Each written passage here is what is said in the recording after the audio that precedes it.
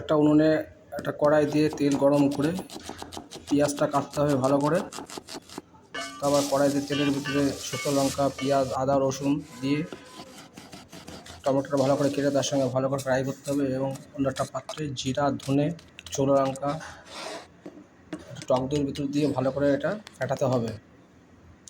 তারপর একটু সেই ফেটানোটায় কড়াইয়ের ভিতরে দিয়ে আবার টক দইতে বিট লবণ, হলুদ, লঙ্কার গুঁড়ো দিয়ে ভালো করে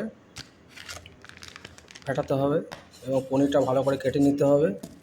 তারপর পেঁয়াজটা লম্বা লম্বা করে বড় বড় করে কাটতে হবে এবং ক্যাপসিকামটাও একইভাবে বড় বড় করে কাটতে হবে এরকম করে। টমেটোটা আবার একটুখানি বিচিটা করে ভালো করে এটা ম্যারিনেট করতে হবে, কেশরি মেথি দিতে হবে। ভালো করে এটা মশলা করে এটা শিকের মাধ্যমে ক্যাপসিকাম, পেঁয়াজ এবং পনির দিয়ে ভালো করে এটা মশলাটা দিয়ে ফ্রাই করতে হবে উনুনে দিয়ে একটু ভালো করে।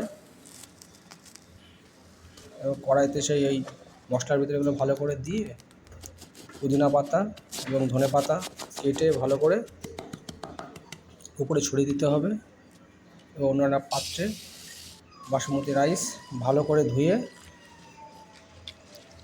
জলটা ফেলে দিয়ে ওই চালটা গরম জলের ভিতরে দিয়ে 70% চাল হয়ে গেলে ওটা ভালো করে তুলে ওই ম্যারিনেট করা কড়াইয়ের ভিতরে ওটা দিয়ে দিতে হবে এবং গোলাপ জল, কেওড়া জল এবং ঘি দিয়ে ভালো করে ঢেকে উনুনে রেখে দিতে হবে খানিকক্ষণ। তারপরে তৈরি হয়ে যাবে